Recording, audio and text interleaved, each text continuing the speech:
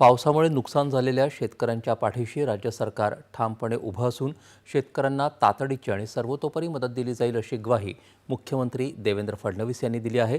राज्य मंत्रिमंडळाच्या आज झालेल्या बैठकीनंतर ते पत्रकारांशी बोलत होते। जोपर्यंत पूरग्रस्त भागातलं पाणी कमी होत नाही आणि त्या ठिकाणी सफाई होत नाही तोपर्यंत तिथल्या नागरिकांची जेवणासह अन्य सगळी व्यवस्था सरकारच्या वतीनं केली जाईल असं त्यांनी सांगितलं। राज्यात आतापर्यंत सरासरीच्या 102% पाऊस पडला आहे। आतापर्यंत शेतकऱ्यांचं जे नुकसान झालं आहे त्याचे जसे पंचनामे येत आहेत तशी मदत केली जात आहे। आतापर्यंत राज्य सरकारनं 31,64,000 शेतकऱ्यांना 2,215 कोटी रुपयांची मदत करण्यासाठी शासन आदेश काढले आहेत। त्यानुसार 1,829 कोटींची मदत शेतकऱ्यांपर्यंत पोहोचली आहे। उर्वरित रक्कम येत्या 10 दिवसात शेतकऱ्यांच्या खात्यात जमा होईल। मदत जाहीर करण्याची ही प्रक्रिया निरंतरपणे चालू राहणार असून यापुढेही मदत निधीचे GR वेळोवेळी जारी केले जातील असंही त्यांनी सांगितलं। केंद्र सरकारही नियमानुसार नेहमीच मदत करत असतं, त्यामुळे केंद्र सरकारची मदत निश्चित मिळेल असंही त्यांनी सांगितलं।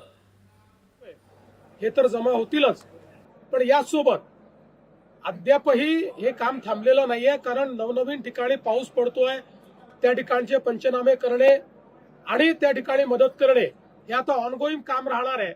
त्यामुळे एखाद्या जिल्ह्यामध्ये आता आपल्याला जरी कमी पैशाची मदत दिसत असली तरी तिथलं काम चाललेलं आहे, ते काम काही थांबवलेलं नाहीये। आता जर एका तालुक्याचे रिपोर्ट आले तर एका तालुक्याला मदत करून टाकायची, अशा प्रकारचं धोरण आम्ही ठेवलंय, जेणेकरून ही तातडीची मदत जी आहे ही शेतकऱ्यांना मिळाली पाहिजे। यासोबत मृत्यू असेल किंवा दुर्दैवी घटना असतील त्याला मदत करण्याच्या संदर्भातले अधिकार हे जिल्हाधिकाऱ्यांच्या स्तरावर दिलेले आहेत।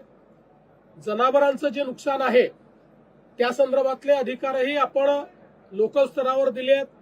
पुरामुळे जे काही घरांची हानी होते त्याचे अधिकार हे लोकल स्तरावर जिल्हाधिकाऱ्यांना आपण दिलेले आहेत आणि त्यांना उणे पद्धतीने देखील त्याचा विड्रॉल करता येईल अशा प्रकारची व्यवस्था आपण उभी केलेली आहे, जेणेकरून पैशाची त्या ठिकाणी कुठली कमतरता पडणार नाही।